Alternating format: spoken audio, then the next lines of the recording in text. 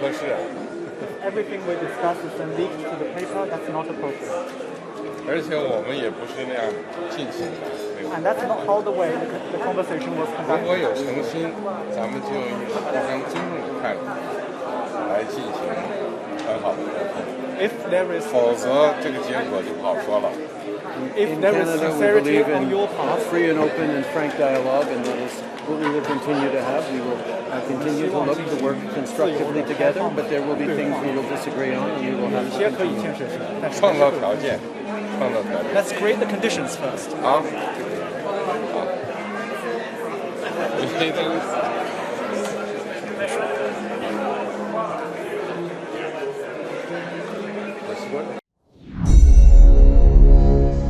Sebagaimana yang diperkirakan banyak orang, maka KTT G20 menjadi ajang pernyataan politik. Salah satu buktinya, Trudeau dan Xi Jinping bersih tegang. Xi Jinping memarahi terang-terangan Trudeau, Perdana Menteri Kanada yang masih junior dalam urusan perang antar national interest, dengan polosnya mengatakan ke media apa isi pembicaraan berdua dengan Xi Jinping. Trudeau gak bisa mendem jeru, pamer, dan memang ini efek dari demokrasi ala Amerika yang sok-sokan freedom of speech, namun tidak memilih mana yang akan dibicarakan keluar ke publik. Di Kanada, Tiongkok memang sedang ditekan. Anti-Tiongkok atau xenophobia bukan di orang Cinanya ya, atau Tionghoanya ya, tapi xenophobianya adalah negara Tiongkok yang komunis itu yang ditakuti, karena Tiongkok menggunakan taktik dagang untuk menaklukkan ekonomi Kanada. Prakteknya merugikan Kanada dalam jangka panjang itu sudah terbukti, dan semua itu terasa setelah 10 tahun menjalin kerjasama terutama dengan BUMN Tiongkok atas nama pembangunan pelabuhan dan jalanan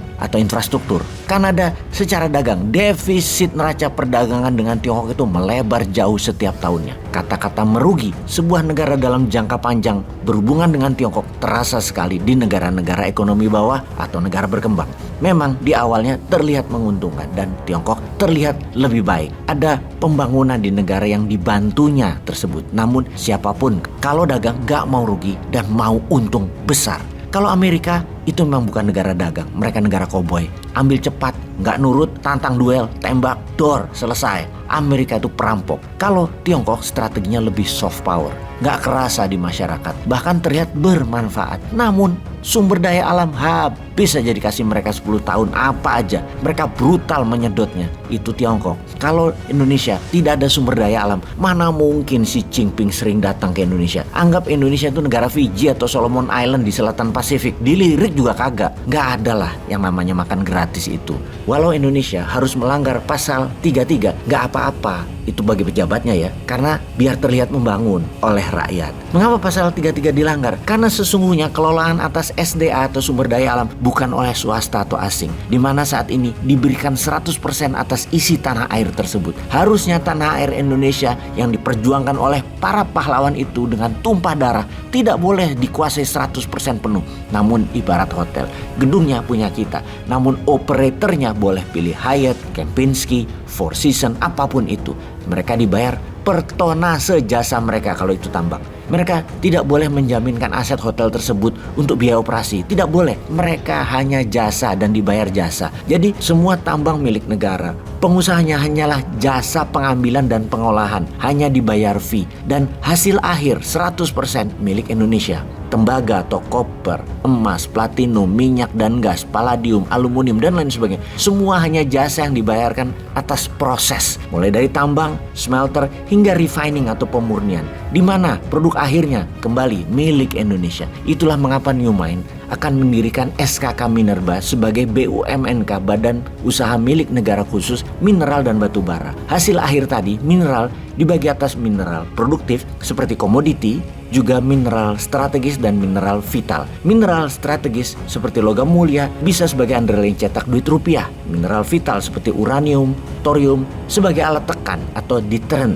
dan logam tanah jarang sebagai alat tawar atau bargaining power. Hal ini bukan perubahan usulan tadi, tapi hal ini menambah pada sektor pendapatan negara serta kekuatan ekonomi negara. Sehingga semua perusahaan Tiongkok di Indonesia, kita akan beli balik. Swasta akan dimodali, dan swasta yang dimodali bukan orang yang selama ini dia lagi yang kaya, yang mendapatkan standby loan dari printing money. Orang baru. Tetapi sekali lagi, orang baru, manusia Indonesia baru yang nasionalis, di mana dalam 10 tahun ke depan Indonesia kita akan membuat 100 triliuner atau 100 bilioner baru di Indonesia. Kita akan paksa semua investor tambang asing melepas saham mayoritasnya dan dibeli walau harga 2 kali lipat nilai investasi awalnya. Uang yang dicetak itu punya 2 jaminan. 1 precious metal, 2 proyeknya. Bayar pakai rupiah investasi tersebut. Seperti Rusia, membeli gas dan minyak Rusia pakai rubel. Nanti Indonesia juga sama. Beli mineral Indonesia, bayar pakai rupiah.